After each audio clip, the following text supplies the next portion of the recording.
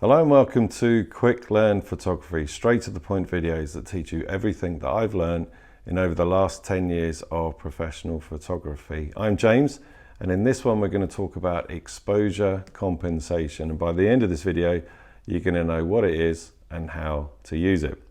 Now, exposure compensation is a really handy thing to have, especially if you want to be quick or you haven't got time to be like adjusting all the settings manually. I said earlier, it's really good to learn to photograph in complete manual, everything, and my previous videos will have shown you that. So it's a good thing to learn.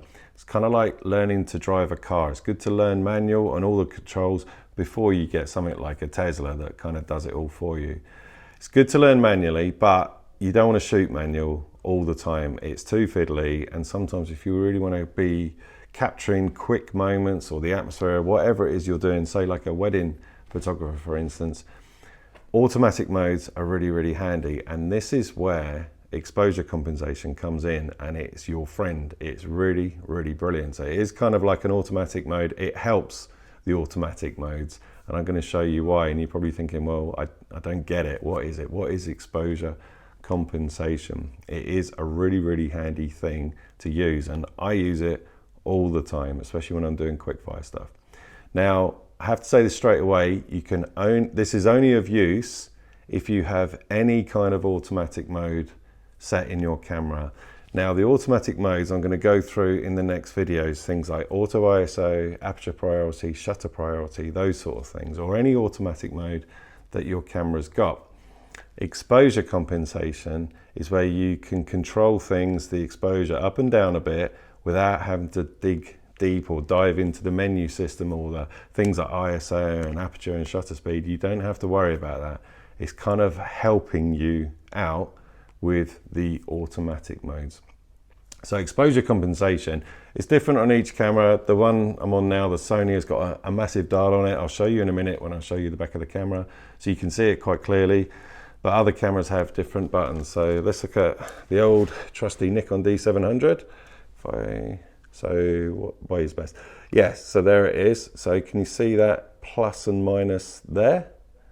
That's exposure compensation. So I hold that down. Let me turn the camera on, hang on. Right, so here we go. So if I hold that down, it's saying -7 at the moment, and I'm going to adjust it. Oh, it's so fiddly. And I'm adjusting the exposure +3, +7, because I'm holding that button down. Every camera is different, but the function is the same on all cameras. So let's get it to 0, okay? So it's that plus and minus button there. I'm going to show you in more detail on the back of the camera in a minute, okay? And you're basically, so it's in an automatic mode. So imagine you're driving a car that's in complete automatic. It's cruising on the motorway. It's automatic. You set the speed limit to 70 miles an hour and it's cruising. You're not doing anything, and it's got brake assist and all those variables like the modern cars have and everything. But you know, you can control it with a plus and a minus on your steering wheel. So say the traffic starts slowing down a bit, you can minus it, and it's still in automatic and it's still in cruise control, but it will start slowing down to 60. And then if you want it to overtake a bit without turning off the cruise control, the automatic modes, you plus it and it will start building speed. It's similar with the exposure. You'll be in an automatic mode or complete automatic, whatever. Like I said, I'm going to go into this in more detail in the next few videos after these ones.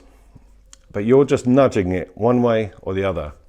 So you may be in a scene that's really bright, crazy bright, and you want to darken it down a bit. Kind of like what I've done with this video at the moment. So I'm shooting on a Sony, and it is very bright in here at the moment, but I've dialed it down a bit. I've dialed it down, and it's on auto ISO.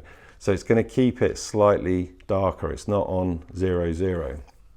So you might want to dial the scene down so it's a bit darker. So you can do that with exposure compensation. I'm going to show you in more detail in a minute. Or you might want it brighter. You might be in a darker scene. I don't know if you saw my metering video earlier where the camera will adjust things to what it thinks unless you control it. You might be in a darker scene and then you might want it brighter. So you put the exposure compensation upwards and the exposure will rise.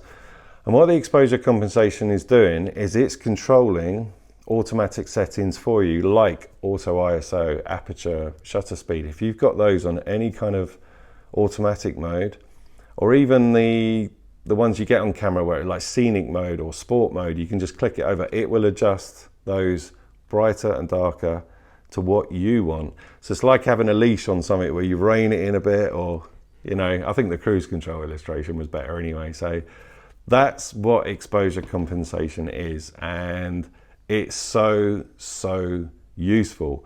And over time, you kind of get used to just knowing. So if you're on an older DSLR like this one or my other one, where you can't see the image before you take, you can see it through the viewfinder, but it's not a digital image, not like a mobile phone where it will show you how bright or dark it is.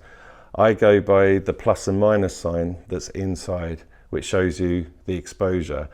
And if it's really bright sometimes, and there's, let's say a bride with a bright white wedding dress and it's sunny, the reflection is really big and bright, so you want to dial it down a bit and keep the details on the dress, I will dial the exposure compensation down to like minus 0.7 or minus 1, something like that. If it's too dark and you think I want to brighten it up, you'll go the other way. I'm going to show you this in more detail in a minute. So exposure compensation only works if you're in any kind of automatic mode, even just one like auto ISO, which I'm going to teach you soon. If you're in any kind of automatic mode, exposure compensation is up to you to control it, and it saves you all the hassle. Just to repeat what I said earlier, because that is absolutely key. So let's have a look on the back of the camera and I'll show you how exposure compensation works. Okay, so what I'm going to do here is show you on the Sony first, because it's got a dedicated dial for exposure compensation. So you can go plus and you can go minus. So let's get it back to 0. It's really handy. On the settings, I've got it on P, which stands for program. I don't really use it at all. It kind of controls the shutter speed and aperture, but I'll show you all that in a second. So let's have a look at what exposure compensation does.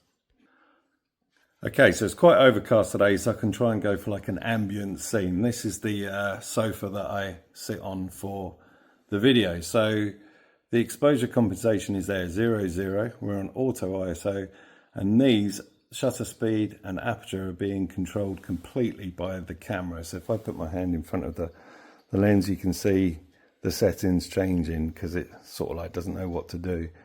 It's in complete automatic. Right, so I've put a lamp there, so we're on complete 0, and that's what it thinks it should be, a medium exposure. But let's say you haven't got time to be mucking around with all the settings, so you want an ambient looking shot. So this is where your exposure compensation is, which is here. So let's go to minus. Keep an eye on that there. It's going to show you the settings. And it's going to get darker and darker. But look at the shutter speed and aperture, everything's changing. The ISO will be as well. And there we go, -2, and it's got the nice ambient look that you might be after. Now, if you're doing quickfire stuff and something changes and you need to make it darker or brighter, it's just a matter of controlling the exposure compensation. Let's say you wanted it the other way, so you get back to 0 and then you start going up and it's getting too bright now. So everything's changing, all the variables are changing, and it's just a quick way of deciding what you want. Now with the mirrorless camera here, you can see the exposure before you take it. So let's get it to where I want. So a mirrorless camera, like your mobile phone, will show you the exposure before. If this was a phone, you tap the screen and slide it one way or the other, hold your finger, and it will do exactly the same. Which is a handy thing. I'm going to do some phone photography stuff later on down the line, but yeah, phones have it as well. Now DSLRs won't show you the exposure before you take the image, but it will give you the symbols to give you a guideline as to whether the image is too dark or too bright. So let's have a look at that. So with a DSLR, like the ones I've got here, there's a plus and minus button there, if you can see that. When you press and hold it, you can control the exposure compensation. So let's get it back to 0. And I'm controlling it with this wheel here, which normally is the shutter button. But when you press and hold it, and each camera manufacturer will have a different type, this controls the exposure compensation, which is handy. Now the difference between a DSLR, excuse it, it's so dirty, it's covered in sand, this thing, is you can't see the exposed image before, you can look through the viewfinder. Oh, let's take the cap off, that would help, wouldn't it? You can look through the viewfinder and it will give you, if it will focus, there it is. You can see the image, but no matter how bright or dark it's going to be, it's not going to show you, okay? But what you can see is a little guide in there. So if I do the exposure compensation again, you can see a little bar giving you a hint whether it's too dark or too bright the other way. And the only way you get to check it, so if I go really bright, is by actually taking an image and it's showing you there that it's too bright. So if I go the other way now and drop it to 0, take an image, it's better, but let's go for that ambient look like we did on the Sony. So I'm dropping it down to say 1.7, see how that goes. There you go, that's better. So it's not as quick as a mirrorless because you can't see the exposure before you take it, but you get an idea, kind of like if I show you there, see the plus and minus? It's giving you a clue saying it's 1.3, so it's giving you a clue that it's too dark. Or if you whack it up the other way, it's giving you a clue that it's too bright. So you can kind of control it. So if I'm using a DSLR on bright sunny days, really sunny days, I'll have it on -7 and then -3 on overcast days, and it's just, you kind of get used to it. But you can see all the ISO jumping around there because it's in complete automatic. But the exposure compensation is a really, really great way of just nudging it one way or the other without having to deep dive into the settings and control all the shutter speed and aperture. So it's quick fire stuff. So depending on the scene, if you go from one scene to another, you can dial it up and down and just control the exposure compensation.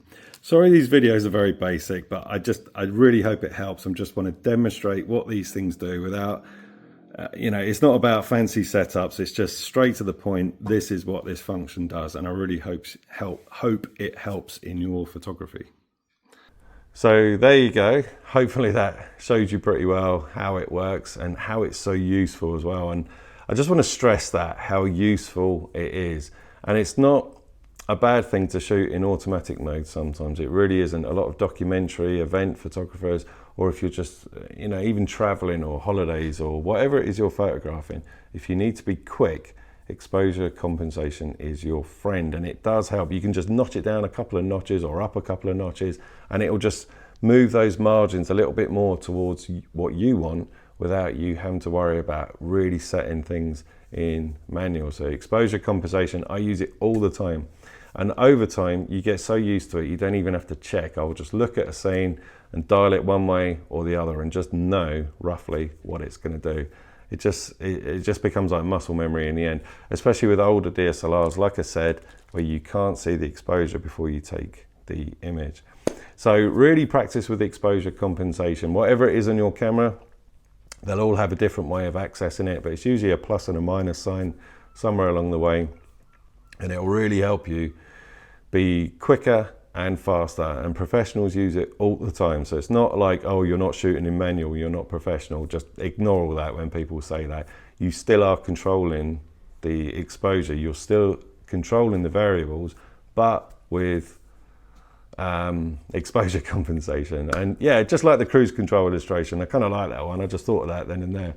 It's just like moving it up or moving it down a bit when you're on an automatic mode in your car. Sorry if I look a bit sweaty today. It's an absolute heat wave in England at the moment, and my house is like a greenhouse when the sun hits it. So yeah, get to grips with exposure compensation. The next few videos, I'm going to show you those automatic modes and how they're so useful for certain things. So I hope that helps, and thanks for watching.